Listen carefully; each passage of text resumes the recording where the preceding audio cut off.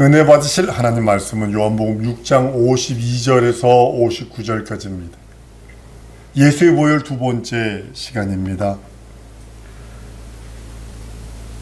하나님이 본래 사람을 흙으로 만드십니다.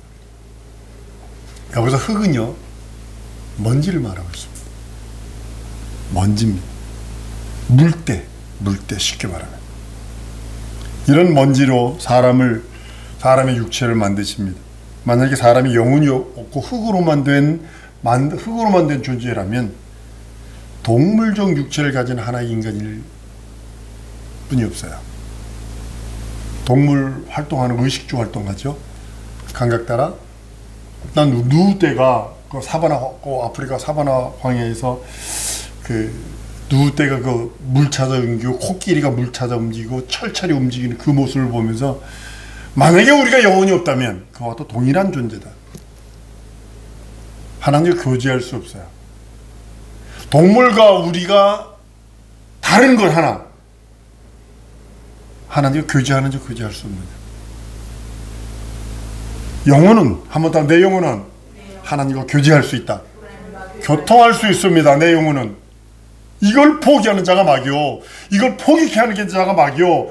이걸 포기한 자가 바보, 멍충이 중에 상멍충인 자기 영혼을 스스로 학대하여 지옥 보내려는 자입니다. 하나님과 교제할 수 없는, 영혼이 없는 그 상태로 스스로 몰아가는 어리석음을 범하면 안 됩니다.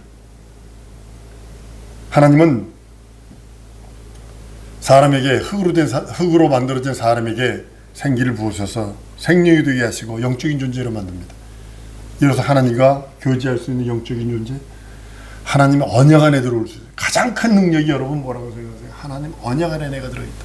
한번 따라합니다. 나는 하나님의 언약 안에 들어있다. 이게 엄청난 거거든요. 이 영적 존재만 할 수 있는 거예요. 천사도 그 언약 안에 못 들어옵니다. 천사장 미가엘이라도 그 언약 안에 못 들어옵니다. 그러나 우리는 언약 안에 들어와 있어요. 이래서 이게 능력이 있는 거예요. 아담이 범죄해 죽어버립니다. 육체가 죽었다는 그런 의미는 아닙니다. 육체는 한 900 몇십 년 삽니다. 육체가 소멸됐다는 그런 의미가 아니라 하나님과의 관계가 영적인 존재인데 하나님과의 관계할 수 있고 하나님과 교통할 수 있는 그 기능이 상실되어 단절된 것을 말하고 있습니다. 하나님과 관계할 수 없는 영적 기능이 죽어버린 것. 결국 인간은요, 영적 기능이 딱 죽으면요, 뭐 먹고 뭐 마시지 모이뿐이 안 나옵니다. 안 남습니다. 철저하게 육체만 남습니다. 목사로도 영적 기능이 딱 죽어버리잖아요. 그럼 뭐 먹지 뭐 마시지 뭐 입지만 남아요. 게다가 번식하는 것, 성적인 그것만 남습니다. 조심하셔야 합니다. 동물적인 삶으로 동물적인 삶과 방불한 그런 생애를 갖게 됩니다. 베드로가요, 이걸 뭐라 그러셨는지 아세요? 이걸 가리켜서 금수 같은 존재라고 그러는 거예요. 여기에 기능이 딱 죽어버리면 사람이 뭘로 변하느냐? 금수 같은 존재가 돼요. 베드로후서 2장 12절에 그러나 이 사람들은 본래 잡혀 죽기를 위하여 난 이성 없는 짐승 같아서 그 알지 못하는 것을 회방하고 저희 멸망 가운데서 멸망당했다 그랬어요. 영적 기능이 죽어버리면 금수와 같은 존재. 하나님을 잃어버리고 더 이상 하나님을 모실 수 없는 새나 짐승 같은 존재가 되어버렸다는 그런 의미입니다. 교회 바깥에 있는 이방인들은요, 하나님과 전혀 교통하거나 교제하지 않습니다. 여기서 아주 결정적인 차이가 나죠. 하나님의 때에, 하나님의 시간에, 하나님이 그 계획 속에 그리스도가 오셔서 아담의 죄를 대신합니다. 그러니까 때가 차야 돼요. 항상 뭐든지 그 일할 때가 있는 것 같아요. 그 때가 차야 돼요. 그 때가 차기 전까지는 줘도 모릅니다. 손에 쥐어줘도 모릅니다. 미련 곰퉁이시죠. 손에 쥐어도 몰라요. 근데 이거 빨리 깨달아야 되는데 그 손에 쥐어줘도 그걸 모르니 아담이 영적인 존재인 것처럼 그리스도는 영이십니다. 아담이 지음을 받은 영적 존재라면 그리스도는 아담을 지으신 하나님의 아들입니다. 영적 가치와 수준을 보아도 예수는 아담보다 훨씬 크고 아담보다 훨씬 더 능력 있고 이적 있고 표적이 있는 분입니다. 아담을 만든 자니까.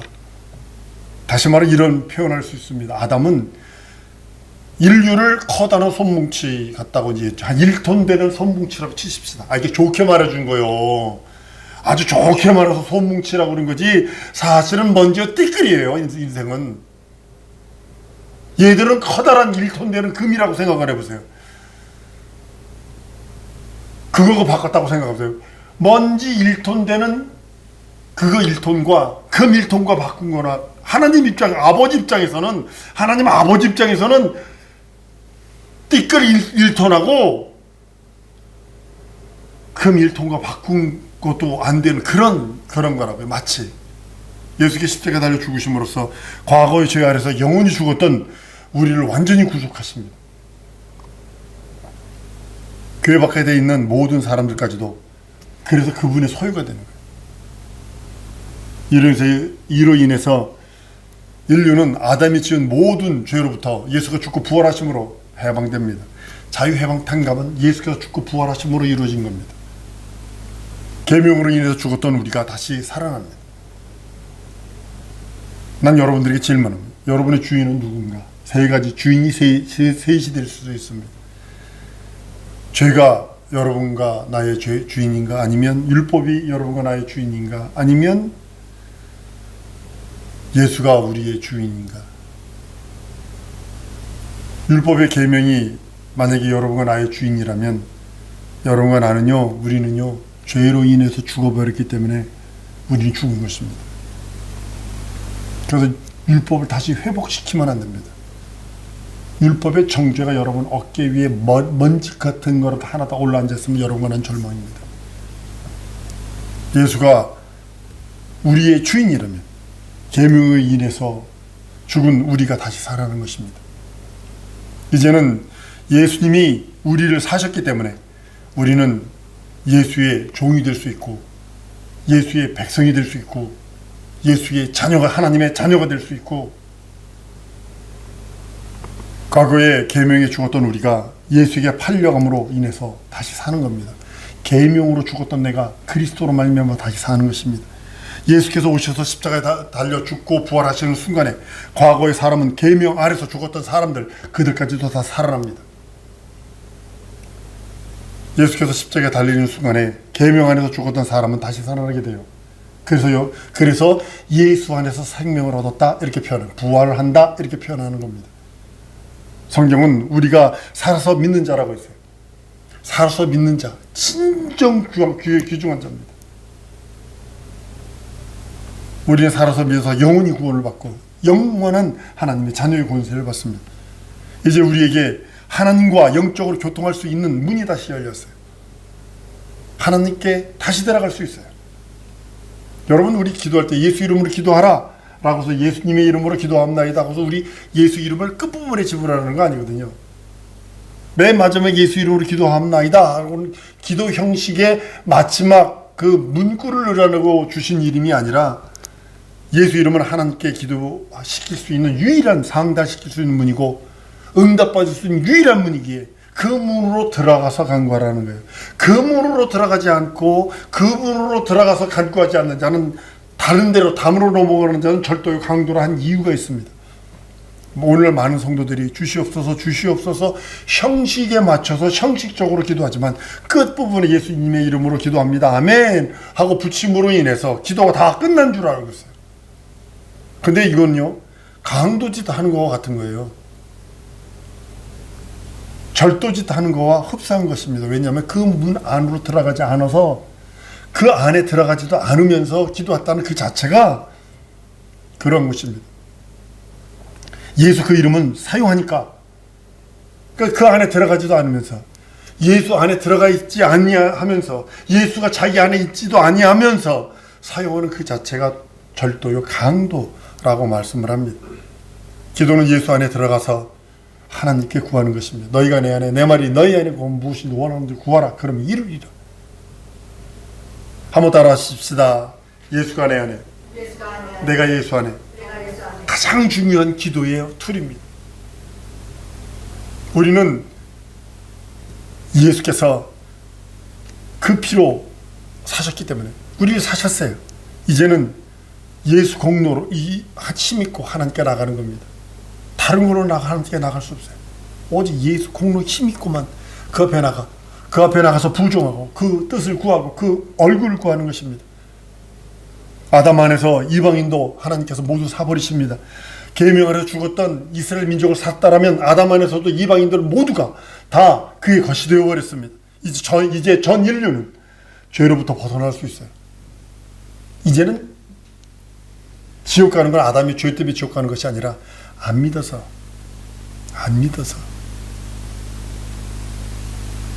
전 인류가 하나님을 믿을 수 있고 하나님께 나아갈 수 있도록 영을 다시 살 수 있는, 영이 다시 살 수 있는 능력이 있는데도 불구하고 믿지 아니함으로 인해서 하나님과 단련돼 버리는 겁니다.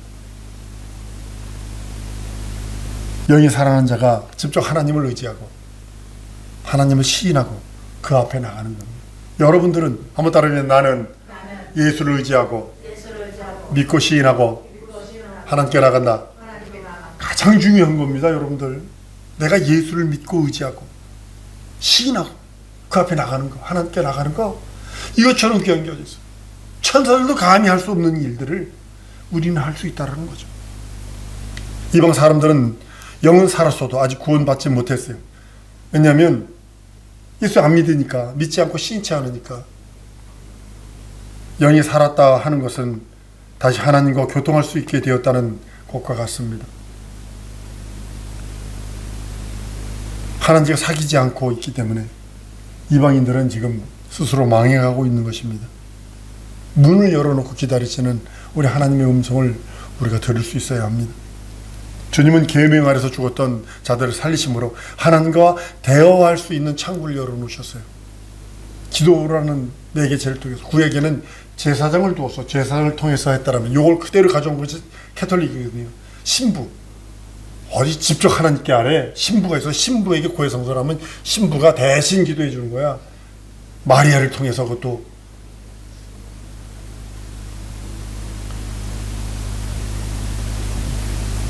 하나님과 대화하지 아니함으로 인하여, 하나님은 대화하기를 원하세요.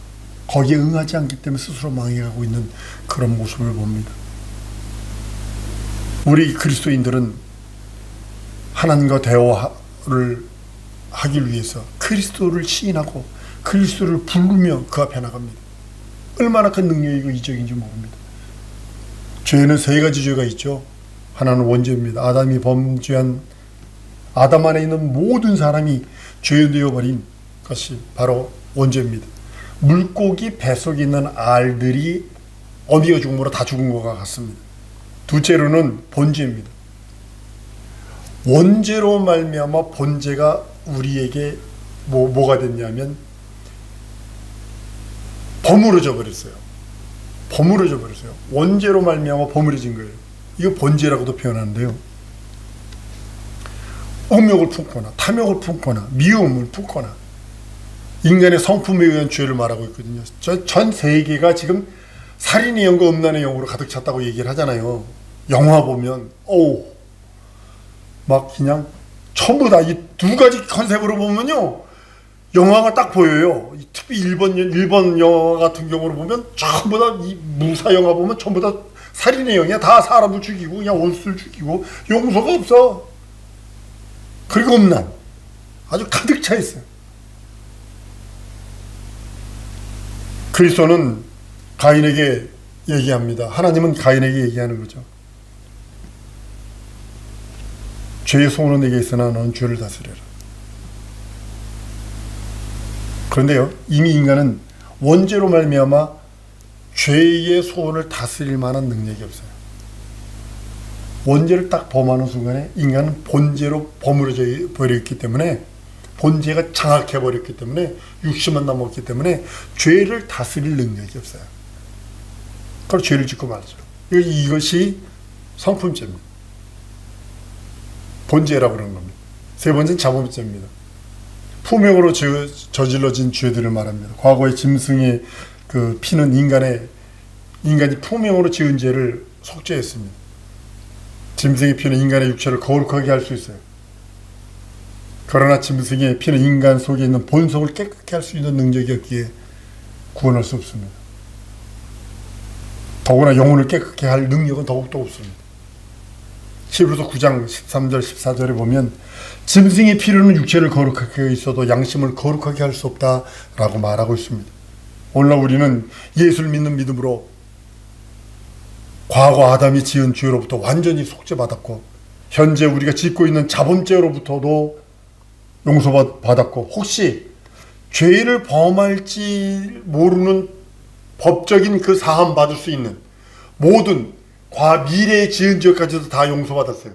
근데 여러분 제발 부탁은 죄의 모양도 가지면 안 돼요. 왜냐하면 그것이 유혹이 돼버리면 이게 신앙생활에 얼마나 거치장스러운지 모릅니다.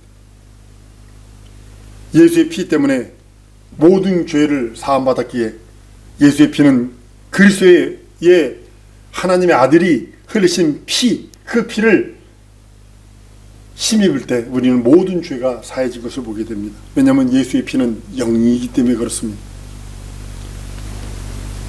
성경은 죄값은 사망이라고 표현합니다. 그래서 우리가 그 예수 피로만 용서받고 구원받고 거듭나 영원히 자유해방탕감을 누리는 것입니다. 많은 사람들이 그래서 마음에 죽고 싶다는 생각이 가득 차 있습니다. 우리나라가 1등했죠. 그것이 그 유혹이 뭐냐면 어두운 그림자는 모두 죄로 인해서 오는 거거든요. 영혼이 더럽게 만들고 그래서 오는 것들이거든요. 전부 예수 피에 속할 수 있는 것들인데 한 번 더 따라하십니다. 예수 보혈 믿습니다. 유혹 오면 예수 보혈 믿습니다 하세요. 예수 보혈 믿습니다. 예수 보혈 믿습니다.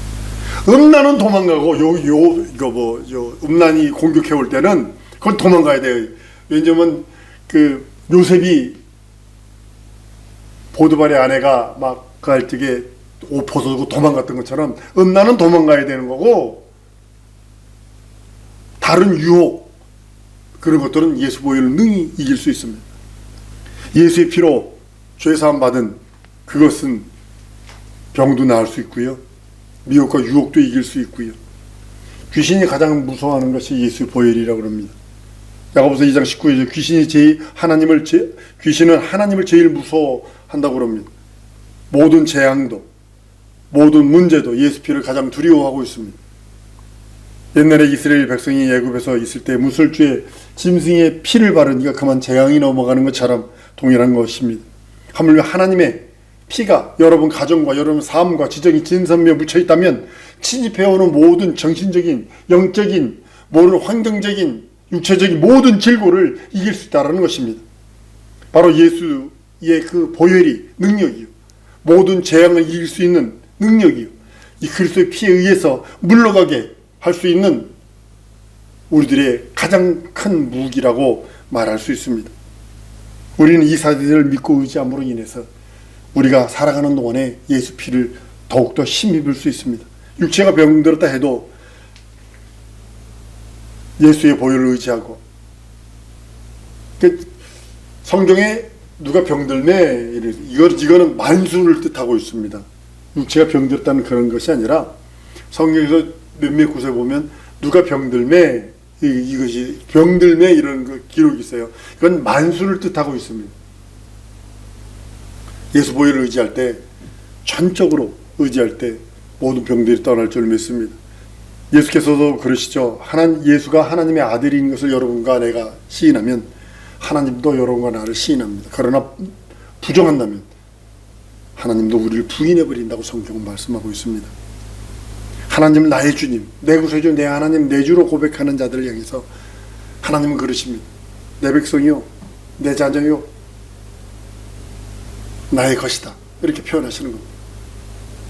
그의 종으로 하나님께서 우리를 인정해 주시고 그의 백성으로 인정해 주시고 자녀로 인정해 주시다는 사실입니다. 더 나아가서 우리가 하나님을 아버지라 시인하는 자를 향해서 하나님은 뭐라 하실까요? 내 자녀다. 나는 너희 아버지다. 자녀라 시인해 주시고 아버지라 인정해 주시는 것입니다. 이런 것의 모든 문제는 여러분과 내가, 우리가 하나님을 어떻게 시인하느냐에 달려있는 모습을 봅니다. 예수 그리스도의 공로를 힘입고 하나님을 아버지라 시인하는 그것이 얼마나 큰 능력이고 이적인지 모릅니다.